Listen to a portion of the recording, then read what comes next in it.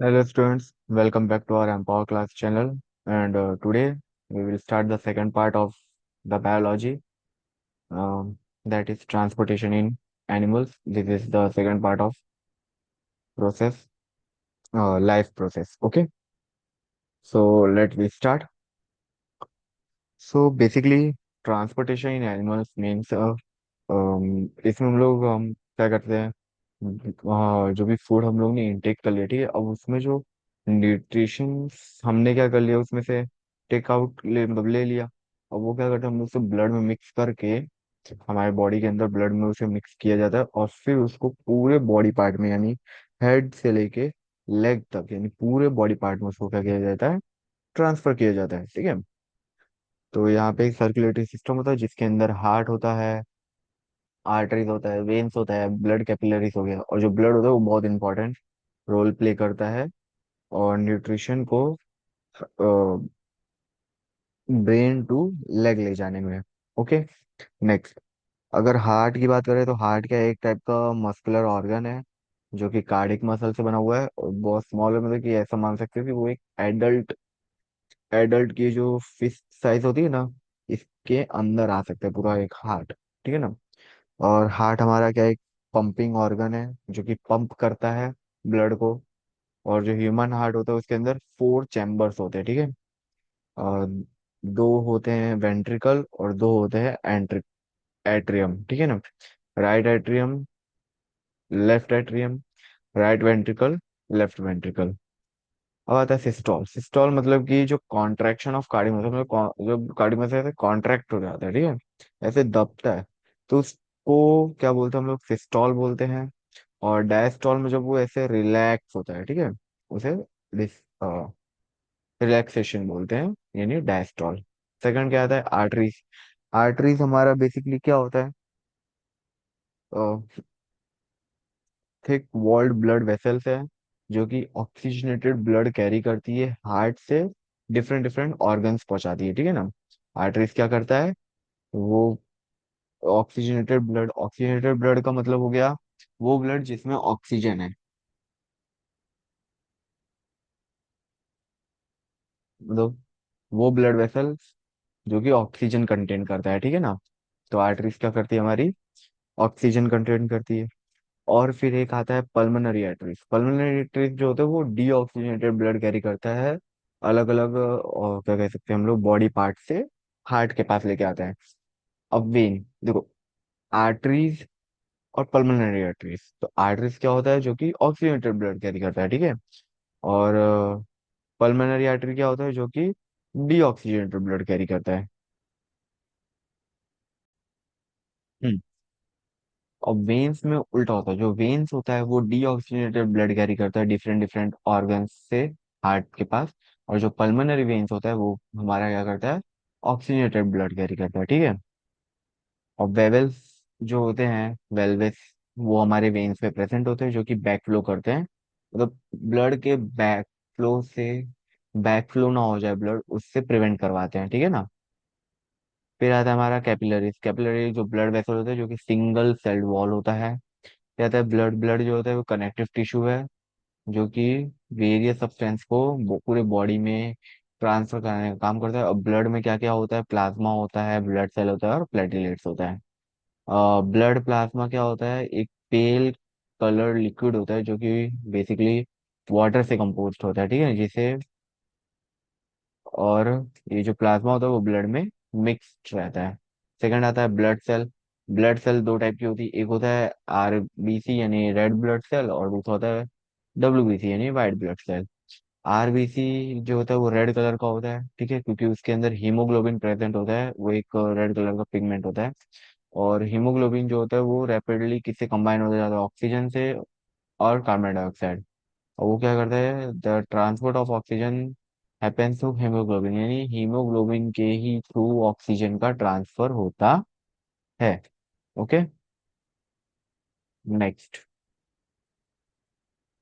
Next क्या है, और कुछ पार्ट्स में हीमोग्लोबिन क्या करता है हमारा कार्बन डाइऑक्साइड भी ट्रांसपोर्ट करता है। अब वाइट ब्लड सेल क्या होता है, जो कि पेल वाइट कलर का होता है, ठीक है। और इसका इंपॉर्टेंट रोल ये होता है कि ये हमें इम्यूनिटी प्रोवाइड कराता है, यानी कि हमारे इम्यून सिस्टम को स्ट्रांग करता है, ताकि कोई भी अगर डिजीज हो तो उससे अच्छे से फाइट कर सके। फिर आता है प्लेटिलेट्स। प्लेटिलेट जो होता है वो ब्लड के कोगुलेशन, मतलब बेसिकली जैसे हमें मान लो कहीं पे कभी इंजरी हो जाती है तो वहां पे नहीं वो ब्लैक ब्लैक या ब्राउन कलर की पपड़ी टाइप की जम जाती है, ठीक है। तो उस पपड़ी को बेसिकली हम लोग प्लेटिलेट बोलते हैं, जो कि ब्लड के लॉस होने को प्रिवेंट करते हैं, यानी ज्यादा ब्लड को लॉस नहीं करवाते, यानी ब्लड को जाने के लिए पैसे ज्यादा नहीं देते, ताकि ब्लड अंदर रहे, ठीक है। आता है लिम्स। लिम्स जो होता है वो भी ब्लड की तरह ही एक सिमिलर होता है, बट आरबीसी में लिम्स क्या होता है, एब्सेंट होता है। अब लिम्स जो होता है वो बेसिकली एक फ्लूइड है, ठीक है। और जो कि ब्लड कैपिलरी से लीक होता है, और जो कि इंटरसेलुलर स्पेस जो होता है टिश्यूज का, उधर चला जाता है। और this fluid is collected through lymph vessels and finally returns to blood capillary. और ये जो फ्लूइड है वो लिम्फ वेसल को कलेक्ट करता है, बाद में ब्लड कैपिलरीज में वापस चला जाता है। और लिम्स जो होता है वो भी इम्यून सिस्टम को स्ट्रॉन्ग करने के लिए इंपॉर्टेंट रोल प्ले करता है, ठीक है। और the double circulation in the human heart, blood passes through the heart twice in one cardiac cycle, यानी एक कार्डिक साइकिल में जो ब्लड है वो हमारे हार्ट से 2 टाइम्स पास करता है, ठीक है ना, एक पूरी कार्डिक साइकिल में। और this type of circulation, double circulation क्या होता है, one complete heart beat in which all the chambers of the heart contract is called cardiac cycle. Cardiac cycle क्या होता है, जो इसमें एक कंप्लीट हार्ट बीट जो होती है ना, जिसमें जो भी चैम्बर्स है, जितने भी चैम्बर्स है हमारे हार्ट के, यानी टोटल 4 है, ठीक है ना। जब वो पूरे चैम्बर्स कॉन्ट्रैक्ट होते हैं और साथ में रिलैक्स होते हैं, तो उसे, उस पूरी साइकिल को हम लोग एक कार्डिक साइकिल बोलते हैं। अब हमारी जो नॉर्मल एडल्ट होता है उसके अंदर जो हार्ट बीट होती है वो 72 टाइम्स होती है पर मिनट, ठीक है। और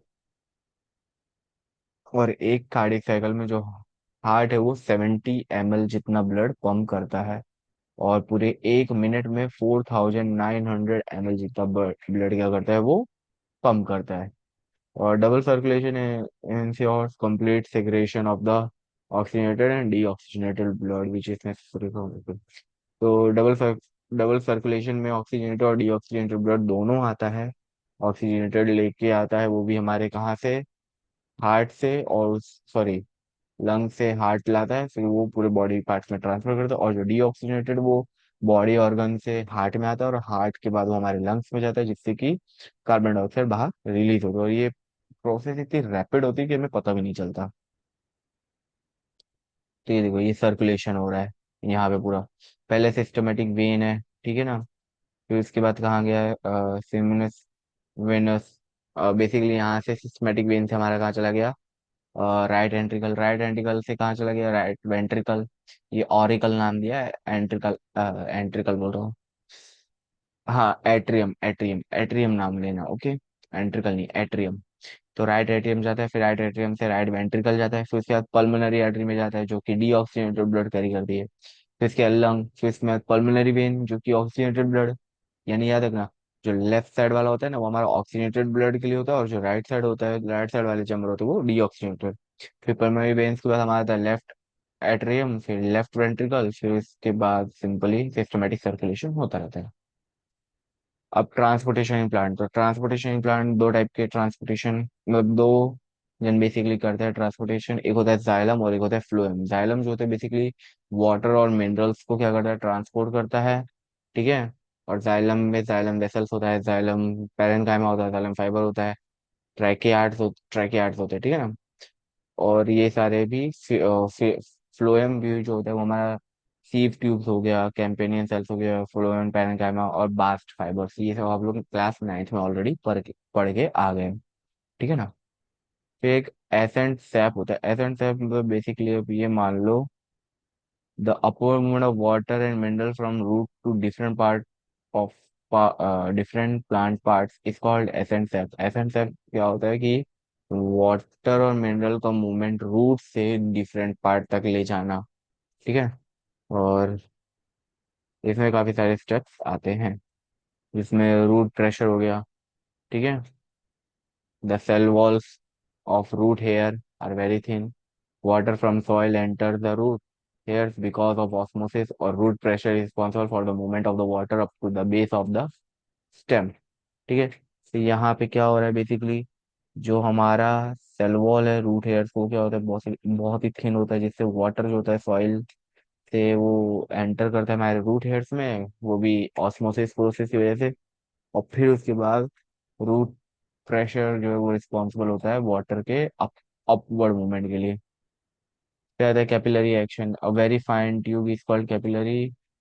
वाटर और कोई भी लिक्विड जो होता है उसी कैपिलरी के थ्रू क्या होता है, एक फिजिकल फोर्सेस लगते हैं, जैसे हम लोग कैपिलरी एक्शन बोलते हैं, जिससे कि वाटर ऊपर की तरफ जाता है। फिर आता है ad adhesion cohesion of water molecules. ठीक है। Water molecule make continuous column in the xylem because of forces of, यानी वाटर मॉलिक्यूल क्या हो करता है, एक कंटिन्यूअस कॉलम बना देता है जाइलम में, ताकि वो एडिशन एंड कोहेशन अमोंग, ये दो टाइप के फोर्सेस होते हैं जो कि मॉलिक्यूल्स के बीच में रहता है, ताकि उसको ट्रांसफर करवा सके। फिर ट्रांसपिरेशन पुल। ट्रांसपिरेशन पुल मान लो एक टाइप का ट्रांसपिरेशन होता है, जिसमें स्टोमेटा जो होता है वो एक सक्शन क्रिएट करता है, जिससे हम ट्रांसपिरेशन पुल बोलते हैं, जो कि क्या करता है, सीधी बात है, वाटर को उस वाटर कॉलम में से वाटर को क्या करता है, एकदम सक कर लेता है, एकदम तेजी से खींच लेता है। ठीक है ना, जो कि टॉल प्लांट्स होते हैं उनके लिए।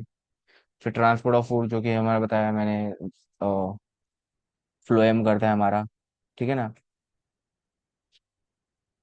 और कहाँ गए, जाइलम तो वाटर मिनरल करता है, और फ्लोएम क्या करता है, ट्रांसपोर्टेशन ऑफ फूड है। ठीक है। अब यहाँ पे भी जैसे आपको दिया वाटर इन द सॉइल, फिर क्या रूट हेयर में, फिर रूट कॉर्टेक्स, बेसिकली बता रहा हूँ यहाँ पास आया था। और फिर से जाइलम के थ्रू वो अपवर्ड मूवमेंट होता है, फिर से लीव्स में जाता है, लीव्स के बाद स्टोमेटा से डिफ्यूज होता है। अब आ जाते हैं हम लोग लास्ट। तो अभी सॉरी, अभी तक हम लोग ने ये तो पढ़ लिया कि भाई फूड इनटेक हुआ। ठीक है। जब इनटेक हुआ तो क्या प्रोसेस हुई, डाइजेशन हुआ। अब उसके बाद रेस्पिरेशन का क्या वर्क आता है वो भी पढ़ लिया।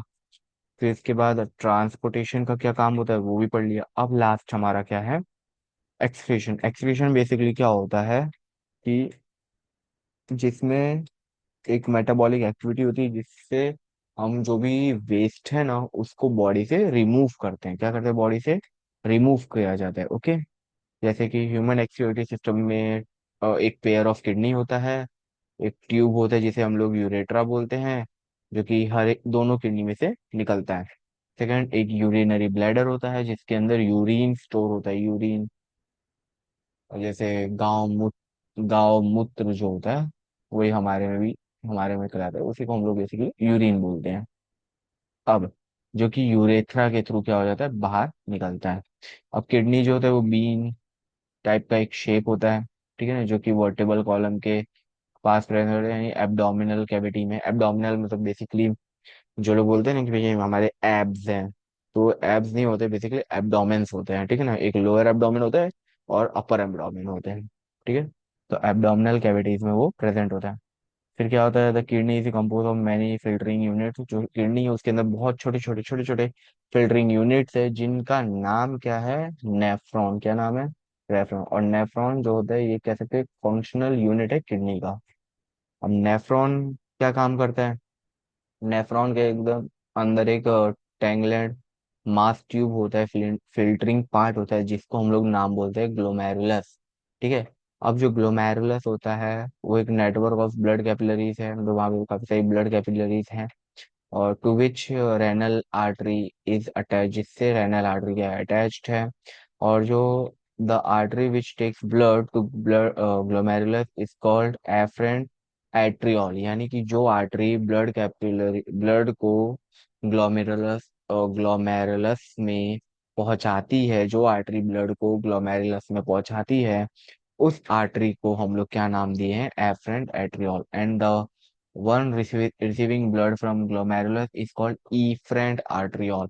मतलब कि एक वो आर्टरी जो कि ब्लड को हमारे क्या कहते हैं, ग्लोमेरुलस से रिसीव करती है। ये ग्लोमेरुलस उस ब्लड को भेजता है, तो जिस आर्टरी में भेजता है उस आर्टरी का नाम है हमारा इफरेंट कैप एट्रियोल। ठीक है। अब glomerulus is enclose in a capsule like port portion. ठीक है ना, जो ग्लोमेरुलस है वो एक कैप्सूल के अंदर होता है, जिसको हम लोग कह सकते हैं पोर्शन टाइप का एक। एंड कॉल्ड बाउमेंस कैप्सूल, जिसे हम लोग क्या नाम दे रहे हैं, बोमेंस कैप्सूल नाम दिया गया है। और ये जो बोमेंस कैप्सूल है वो एक्सटेंड करता है फाइन ट्यूब के वे में, फाइन में पतली सी ट्यूब के वे में, जो कि बहुत ज्यादा कॉइल्ड होता है, एकदम घुमा फिरा के एकदम ऐसे गोला गोला ऐसे ये पूरा। ठीक है ना, जिसे from various nephron converges into collecting blood, जो कि अलग अलग नेफ्रॉन से कन्वर्ज होके, मतलब नेफ्रॉन में कन्वर्ज होके कलेक्टिंग ब्लड में जाता है, और फाइनली बाद में वो कहाँ चला जाता है, यूरेटर में जाता है। ठीक है ना।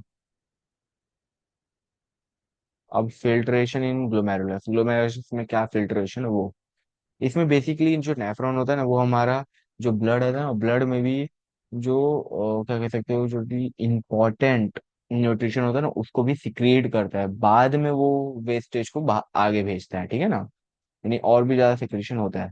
कहता है filtration in glomerulus, glomerulus filtration happen because of very high pressure inside the glomerulus. और फिल्ट्रेशन जो होता है वो कैसे होता है, जो कि ग्लोमेरुलस के अंदर बहुत ज्यादा हाई प्रेशर होता है उसके थ्रू होता है। और the lumen of the efferent arteriole is smaller than the afferent arteriole. मतलब बेसिकली जो इफरेंट एट्रियोल का जो ल्यूमेन है, मतलब पाथ है, वो क्या है, छोटा है compare to afferent arteriole.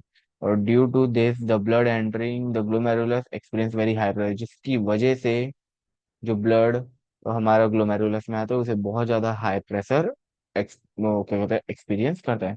And due to this the waste product are filter out through the thin membrane of capillaries in the glomerulus. और जिसकी वजह से जो फिल्टर्ड प्रोडक्ट, जो कि जो वेस्ट प्रोडक्ट है जो कि फिल्टर हुआ है, वो हमारा बाहर निकाल लिया जाता है, वो भी थिन मेम्ब्रेन होता है कैपिलरीज से बना हुआ। ठीक है ना, जो कि ग्लोमेरुलस में होता है। और the filtrate blood is sent to the systematic circulation through afferent arteriole and the filter goes to the Bowman capsule। यानी कि जो फिल्ट्रेट ब्लड है, यानी जो फिल्टर हो चुका ब्लड है, उसे सिस्टमेटिक सर्कुलेशन के लिए भेज दिया जाता है। और जो थ्रू इफरेंट आर्टरियोल, इफरेंट आर्टरियोल से बताया ना, जो इफरेंट होता है वो क्या करता है कि अपना वो क्या बोलते हैं उसको, ग्लोमेरुलस से ब्लड को रिसीव करता है। ठीक है ना, अब उसमें भेज दे रहा है। और फिर बाद में जो फिल्टर वाला जो पार्ट है वो हमारा कहाँ चला जाता है, बोमेन्स कैप्सूल में जाता है। और दिस इज हाउ, जिसकी वजह से जो यूरिन होता है वो किडनी के अंदर फॉर्म होता है। Reabsorption of water and some other filters takes place in the tubular part of the nephron, this increase the concentration of urine. The human urine is mainly compose of water and urea. अब यहाँ पे बाद में री absorption भी होता है। ठीक है ना, जो कि नेफ्रॉन करता है हमारा बेसिकली, और जिसकी वजह से जो यूरिन होता है वो प्योर और कंसंट्रेटेड यूरिन होता है, यानी उसमें सिर्फ वेस्ट के अलावा कुछ और फिर बचा बचा रहता नहीं है। ठीक है। और जो ह्यूमन यूरिन है उसमें सिर्फ और सिर्फ वाटर और यूरिया होता है। ठीक है। अब आता है हमारा एक्सक्रीशन इन प्लांट, यानी प्लांट भी तो भाई जो भी खाना पीना बनाएगा फिर उसके बाद इसको बाहर भी तो रिमूव करेगा। तो जो बाहर रिमूव करता है ना, एक चीज गैस के फॉर्म में रिमूव करते हैं जिसे हम बोलते हैं ऑक्सीजन, जो कि एक कह सकते हैं फोटोसिंथेसिस का एक बाय प्रोडक्ट है जिसको वो रिमूव करता है। अब excretion carried on in plant in following ways. Following ways में कैसे होता है, जैसे the gaseous waste oxygen carbon dioxide and water vapour are remove through stomata of leaf. ठीक है ना, बेसिकली। और लेंटिकल्स ऑफ द स्टेम्स, यानी कि जो लेंटिकल्स ऑफ स्टेम है और जो स्टोमेटा है लीफ के, उसके थ्रू जो भी वेस्ट ऑक्सीजन है, गैसियस वेस्ट है जैसे कि oxygen carbon dioxide water vapour, उसको रिमूव किया जाता है। Some waste product collect in the leaf and bark of the tree when the leaves and bark are shed the waste element. मतलब कि जो हम लोग देखते हैं ना कि जो हमारी लीव्स है वो येलो कलर की होगी, वो क्यों हो जाती है? क्योंकि उसमें कुछ क्या कह सकते हो, वेस्टेज स्टोर होता है, जिसकी वजह से जब उसका टाइम आता है तो वो ऑटोमेटिकली एलिमिनेट हो जाता है पेड़ से या फिर प्लांट से, जिसकी वजह से वो क्या कह सकते हो कि वेस्ट का भी रिमूवल हो गया। और जो कुछ some waste product are rendered harmless and then stored in the plant body as a solid body, जैसे कि हाँ, और भी जो कुछ होते हैं जो कि प्लांट बॉडी के अंदर ही स्टोर, जैसे रबर हो गया, गम हो गया, ठीक है ना, ये सभी क्या एक टाइप का वेस्ट है। यानी हम जो इरेजर या फिर रबर जो यूज करते हैं ना, वो एक टाइप का वेस्ट है प्लांट का, जो कि हमारे लिए यूजफुल है, सोचो ऐसा। तो यहाँ पे हमारा लाइफ प्रोसेस जो होता है वो फुल एंड फाइनल कंप्लीट होता है। ओके। एंड नेक्स्ट क्लास जो रहेगी हमारी, वो रहेगा,